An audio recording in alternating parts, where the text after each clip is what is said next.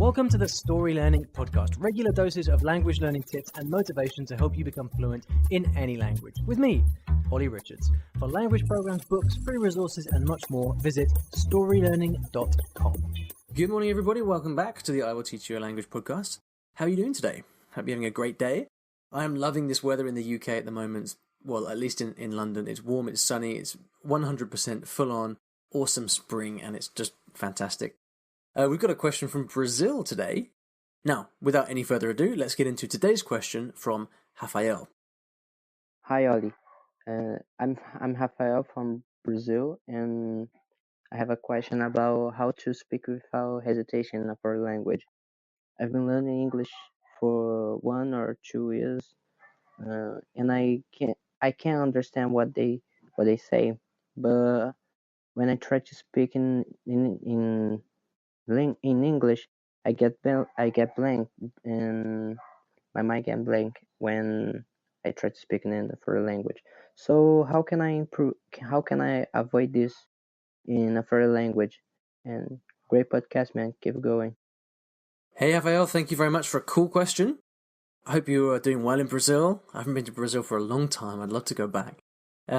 Hesitation, right. Now, everybody hesitates. It's completely normal, and it happens for 2 reasons. The first possibility is that you don't have the vocabulary you need to say what you want to say. The second possibility is that you don't know how to express something using either the grammar of the language you're learning, or else knowing just the kind of native-like idiomatic way of expressing something. So it's either the not having words, or it's not knowing how to express something, the way to put the words together in what order. Now, it can be for other reasons, that you could be nervous, or you might be unsure about your own thoughts, for example, but linguistically speaking, it's because of those 2 things. Now, it happens to everybody. It's completely normal, and the basic answer is that it just kind of, you hesitate less over time, because the more words you learn, the more familiar you are with how to express things in English, the way we start sentences, the way we convey ideas, the way that we react to people and agree and disagree and so on. The more familiar you are with these things, the less you hesitate, because you just know how to say something instinctively and you don't have to stop and think about it. Hesitation is just buying time. You're stopping to think about something. But like anything, it gets quicker the more you do it. So the number 1 piece of advice for you, Rafael, is to speak more with native speakers. Practice English more. Okay, if you are studying hard at home, but you're only speaking English once a week or a few times a month, it's simply not enough. Because one thing is actually learning and studying, practicing grammar, learning vocabulary. Another thing is actually going in front of, face to face with someone, having to put that into practice and recall all of those words when you need them, all without panicking. All right, so there is a big distinction in language learning between the study and the actual practice of speaking. Now, the good thing about just diving in and speaking more with people is that you learn stuff at the same time. So by spending a lot of time speaking, not only do you kind of just get more confident and better at speaking in general, but through trying to speak, you learn the words that you need. When you have trouble saying something, the other person might tell you a word that you need. You might listen to them speaking to you, so you might learn things from them. But generally, one of the big sort of general principles of language acquisition is this idea about an information gap and the need to speak. Okay, so when you speak to someone, you need to communicate with them. You feel that need. You have that need because you need to talk to them, right?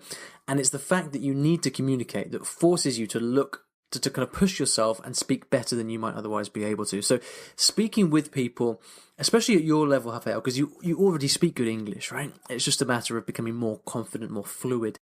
So but just by speaking regularly, you're going to very quickly improve and start to hesitate less. But at the same time, that's not enough by itself. You need to increase your vocabulary quickly. When you left your question, for example, there were a couple of points where you were hesitating, and the only reason that you're hesitating is because you're not quite sure what the correct word or expression is.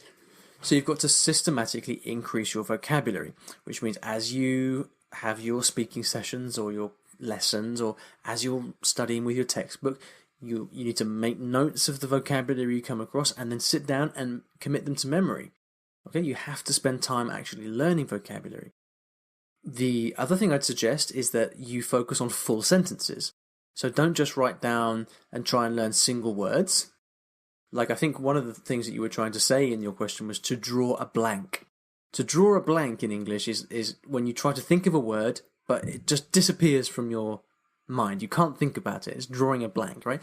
But instead of writing down in your notebook, draw a blank, try writing down the full sentence. So I always draw a blank when I speak to someone in English, and then memorize that sentence. Because what you're doing then is you're always practicing speaking in full sentences, which means that's going to help you get over the habit of hesitating, because you're just used to speaking in longer sentences. The thing that you practice, you will get better at. If you practice single words, then you will always be thinking in single words. If you look at my flashcards, for example, I'm a big fan of flashcards. If you look at my flashcard decks, you will see tons of full sentences, because I like to display the English side of the flashcard and then try to remember how to say that entire thing in the language. It forces me to put together a full sentence and speak more fluently, and that reduces hesitation. Also, make sure that you're spending more time with the whole language, okay? Now, the whole language means not just doing grammar and vocabulary exercises in your textbook, but actually spending time reading and listening to real English. There's loads of places you can do that. I have a book of English short stories for intermediate learners, which might be really great for you at your level. Rafael, you can get the audiobook for that as well. And with that, you can simply sit down every night and read in English, listen along to the audiobook, and you're getting exposure to the way that English really works, real language. You've got a story there and a plot, so that you're kind of motivated to keep listening and keep reading, so you can find out what's going on. It's the whole language. And this is one of the things that when you get to this intermediate level, you really have to start doing more of. When you're a beginner, you have to do exercises and tests and things like that. But when you are at an intermediate level, the only way you can become more fluent is by spending time with the whole language, reading and listening to real English. The other thing you can do to help with hesitation and to improve your fluency is to start to learn and memorize longer pieces of language. So try learning a monologue or a speech. You know, for example, the question that you left, it's fantastic that you have the courage to leave the question for me on the podcast. That's brilliant. One way, the next time you do that, one way to potentially practice that would be to write out your question, have someone check it so that you know that the English is correct, and then rehearse it and practice it lots of times. Not because I need you to deliver a fantastic question on the podcast, but because when you learn something and you practice it, you get as we've said before in the podcast, these glimpses of mastery. You get to feel what it's like to speak in fluent, perfect English because you've memorized, rehearsed, and practiced it. Okay? I sometimes do this with much longer things. I might, for example, learn a long self-introduction, or I might talk about a particular story in another language, and I'll write it down, I'll memorize it, and that really then helps me to just have this experience of speaking more fluently and hesitating less. You might also try shadowing. Now, this is not something that I like very much. I find it really boring, but some people love it.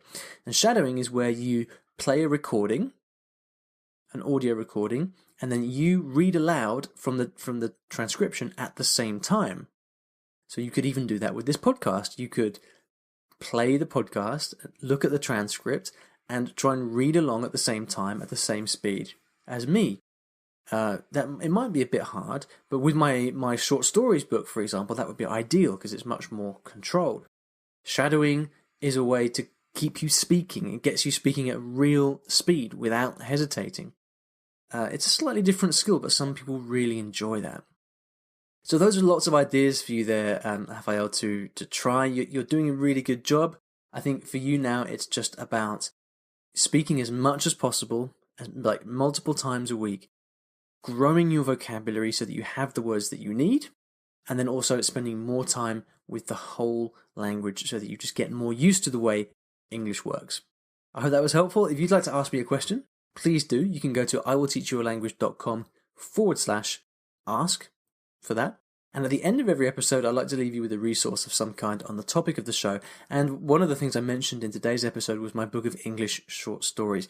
If you're learning English and you are a kind of intermediate or upper intermediate level and you enjoy reading, then you might really like this short story book. It's got 8 stories which are really, really engaging and interesting. Everybody who reads them writes to me and says that they really enjoyed reading them and they really wanted to know what happens at the end.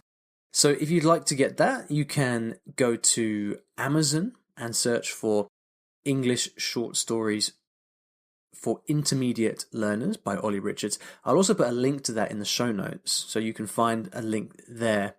And you can also have a list of all of the tips I've given to Rafael here, along with the full transcript, so you can even try shadowing if you want to. You can find the show notes and all of that stuff at iwillteachyoualanguage.com/episode 178.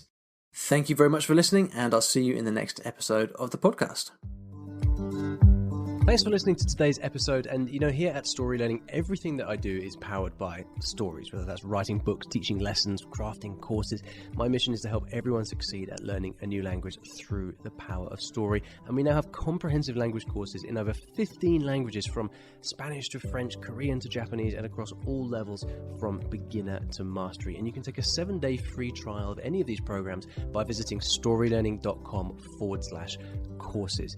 I've poured my heart and soul into creating these courses over the last 10 or so years, and we've helped tens of thousands of new students achieve their dreams of learning a new language, all through the power of story. So go ahead and take a free trial. There's no commitment. You can try out our method for free, see if this can also be the breakthrough for you that it's been for so many other people. storylearning.com/courses.